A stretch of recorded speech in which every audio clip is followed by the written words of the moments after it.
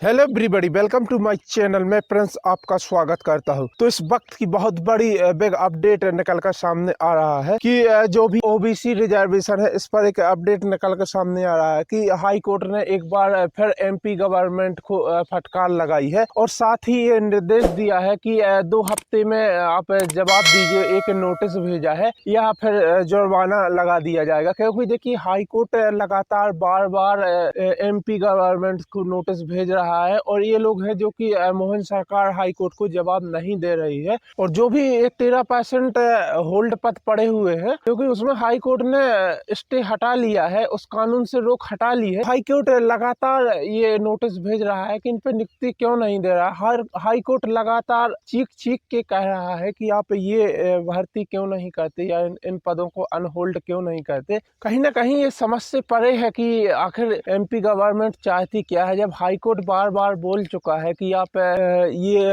Unhold कर दीजिए, जो भी पद हैं उनसे रोक हटा लिए, तो इनको प्रॉब्लम क्या है? इन्हें इस पर नियुक्ति देने में दिक्कत क्या आ रही? बच्चे इतनी मेहनत करते हैं। इस बार तो हाई कोर्ट ने सख्त लहजे में कहा है कि 2 हफ्ते के अंदर आप जवाब दीजिए या जुर्माना लगा देंगे। तो ये कहीं ना कहीं एक बहुत बड़ी बिग अपडेट निकल कर सामने आ रही थी, क्योंकि देखिए जो एमपी गवर्नमेंट है वो बिल्कुल इस पदों पर कुंडली मार कर बैठ चुकी है और वो ना ही जवाब दे रही और ना ही ये पद जो है इस पर भर्ती प्रोसेस आगे बढ़ा रही है, क्योंकि हाई कोर्ट बार बार बोल चुका है कि एक्चुअली में ये बात समझ से परे है कि आखिर एमपी गवर्नमेंट चाहती क्या है। मतलब जब हाई कोर्ट बार बार बोल रहा है तो इनको प्रॉब्लम क्या है, ये बात समझ से परे है। बच्चों का भविष्य कहीं ना कहीं अंधकार में है। एमपी गवर्नमेंट में अगर हम बात करते हैं, जो भी जो बीजेपी है वो कहीं ना कहीं रोजगार के मामले में सुपर फ्लॉप गई है। तो इन्हें कहीं ना कहीं जो बच्चों की ओर देखना होगा, क्योंकि बच्चों का जो भविष्य है वो लगातार कहीं ना कहीं अंधकार में जा रहा है। तो ये यही होता है जब बार बार गवर्नमेंट बनती है। इसीलिए कहता हूँ कि कहीं पर भी हो, ऑल इंडिया लेवल पर चाहे कोई भी पार्टी हो, हर 5 साल में रिपीट होते रहना चाहिए पार्टी। कभी बीजेपी को मौका देना चाहिए, कभी अदर पार्टी को मौका देना चाहिए, क्योंकि जब पार्टी रिपीट होती है तो जो करप्शन के चांस हैं वो ना के बराबर रहते हैं। इस रिजर्वेशन के चक्कर में बच्चे हैं वो ठीक से पढ़ाई भी नहीं कर पाते हैं। और अगर हम फिर बात करते हैं तो चाहे वो जनरल का बच्चा हो या चाहे वो ओबीसी बैग का बच्चा हो, किसी से भी अगर आप किसी भी कैटेगरी के बच्चे से आप ये क्वेश्चन पूछते हो तो सिर्फ वो यही एक ही जवाब निकलता है कि ये मैटर सॉल्व होना चाहिए, चाहे वो किसी के भी पक्ष में जाए, चाहे वो ओबीसी के पक्ष में जाए, चाहे वो यूआर के पक्ष में जाए, मगर शासन को ये मैटर सॉल्व करना चाहिए। वो लोग भी इस मैटर से तंग आ चुके हैं और उन्हें कोई परवाह नहीं कि ये किसको मिलता है, लेकिन ये सॉल्व होना चाहिए। और नेक्स्ट पॉइंट की अगर हम बात करते हैं कि बहुत से बच्चों का जो कॉल और मैसेज आ रहे थे कि सर ये बताइए वेटिंग लिस्ट कब तक कंफर्म होगी या क्या अपडेट है। तो देखिए उस पर मैं बताना चाहता हूँ, अभी एक अपडेट निकल कर सामने आ रहा कि जो वेटिंग लिस्ट है वो अभी आपको इसमें थोड़ा इंतज़ार करना पड़ेगा और कहीं ना कहीं ये बोल सकते हैं कि इसमें आपको लंबा इंतज़ार करना पड़ेगा, 1 साल या 1.5 साल का इंतज़ार करना पड़ेगा। तो अभी ये लोग वेटिंग लिस्ट जारी नहीं करने वाले हैं। आपने देखा ही होगा कि ये बहुत ही स्लो प्रोसेस इनका चल रहा है। अभी जो रिजल्ट ही आ गया है उसी की जो ज्वाइनिंग है वो ही कंप्लीट नहीं हो रही है, क्योंकि ये लोग जानते हैं एमपी गवर्नमेंट बड़ी चालाकी से खेलती है।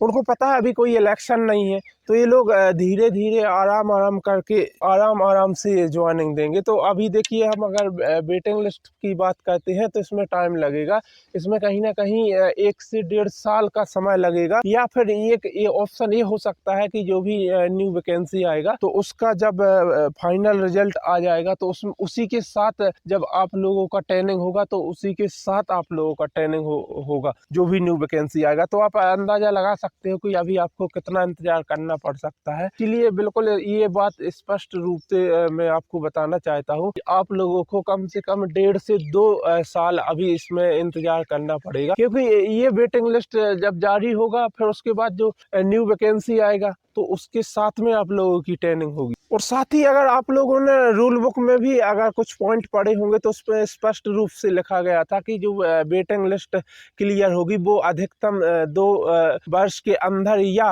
न्यू वैकेंसी आने से पहले। यही उसमें रूल है कि इन्हीं 2 पॉइंटों के आधार पर ये वेटिंग लिस्ट क्लियर होगी। तो अब आप लोग यही देखिएगा कि न्यू वैकेंसी कब तक आती है, क्योंकि उसमें स्पष्ट रूप से कहा गया था कि अधिकतम या तो 2 बैच इसमें कंफर्म होने में लगेगा या जो नेक्स्ट वैकेंसी आएगा तो उसके साथ में ही ये क्लियर होगी। तो कहीं ना कहीं अभी वेटिंग लिस्ट वाले बच्चों को काफ़ी इंतजार करना पड़ेगा। हाँ, ये जरूर है कि जो भी बच्चे वेटिंग लिस्ट में हैं वो वेटिंग सारे बच्चों की कंफर्म हो जाएगी। इससे तो आप निश्चिंत रहिएगा, वेटिंग सभी बच्चों का कंफर्म हो जाएगा, क्योंकि बहुत अधिक पद खाली गए हैं। आपने अभी देखा ही होगा कि जो यूपी पुलिस का रिजल्ट आया है तो उसमें यूपी का कोई भी बच्चा यहाँ पर जॉब करने नहीं आएगा, तो वेटिंग तो सभी का क्लियर हो जाएगा। के साथ ही बच्चों इस चैनल को सब्सक्राइब कर लीजिए, क्योंकि जैसे ही कोई न्यू अपडेट मिलता है तो मैं लगातार आपको इस चैनल के माध्यम से अपडेट देता रहूँगा और साथ ही आप लोगों की आवाज़ उठाता रहूँगा। बच्चों, हम लोगों पर बहुत अधिक प्रेशर रहता है, इस तरह की वीडियो नहीं बना सकते हैं, तब भी मैं आप लोगों के लिए कहीं ना कहीं इस तरह के वीडियो बनाता रहता हूं जो भी अपडेट रहता है, क्योंकि हम लोगों को स्पष्ट आदेश रहता है कि सरकार की आलोचना नहीं कर सकते हैं। लेकिन देखिए, मैं भी कभी बेरोजगार रहा हूं, तो मुझे पता है कि बच्चों के पास किस कंडीशन से गुजरते हैं, तो मैं कहीं ना कहीं रिस्क लेके आप लोगों के लिए वीडियो बनाता रहता हूं और मैं ये आवाज़ उठाता रहूँगा आप लोगों के लिए।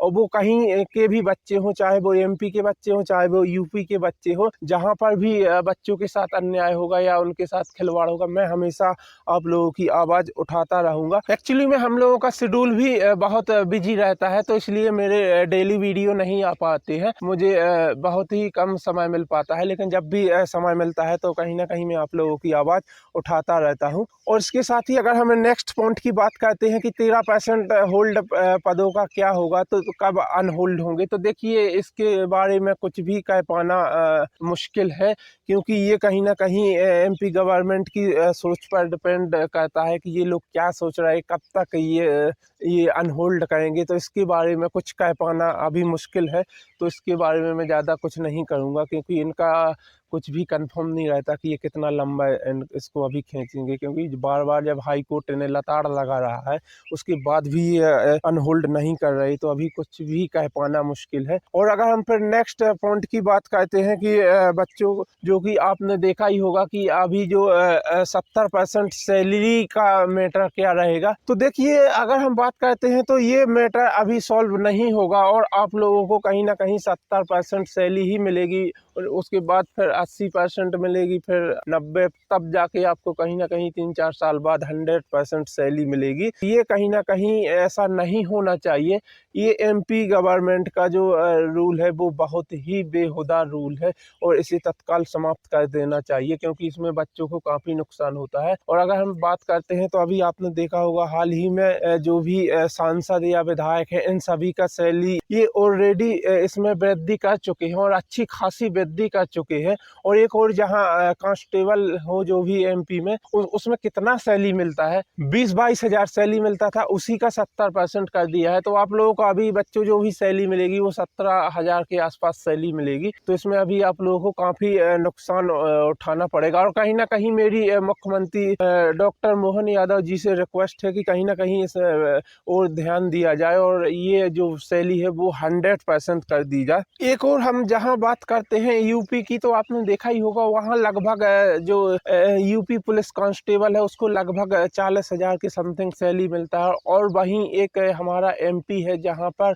यहाँ पर 70% रूल बना के ये लोग बैठे हुए हैं। तो अब आप लोग देख लीजिए कि कितना जमीन आसमान का अंतर है। तो कहीं ना कहीं इसीलिए मैं बोलता हूँ कि जो वेटिंग लिस्ट है वो लगभग सभी का क्लियर होगा, क्योंकि यूपी का तो कोई भी बच्चा एमपी में जॉब नहीं करने वाला और बहुत से एमपी के लड़के यूपी पुलिस पुलिस ज्वाइन करेंगे। मुझसे जुड़े हुए बहुत से बच्चे हैं जिनसे लगातार उनकी मैसेज आ रहे थे कि मैं तो सर यूपी का ही पुलिस ज्वाइन करूंगा, क्योंकि यहाँ सैलरी जो है बहुत कम है। तो बहुत से एक तो देखिए, मैं अगर हम बात करते हैं जो भी बॉर्डर एरिया डिस्ट्रिक्ट हैं यूपी के, वो सारे बच्चे लगभग यूपी पुलिस ही ज्वाइन करेंगे। और इसके साथ ही अदर डिस्ट्रिक्ट से भी बहुत से बच्चे जो है यूपी पुलिस ज्वाइन करेंगे। और इसके साथ ही बच्चों, इस चैनल को सब्सक्राइब कर लीजिए, क्योंकि जैसे ही कोई अपडेट आएगा सबसे पहले आपको इसी चैनल के माध्यम से दिया जाएगा।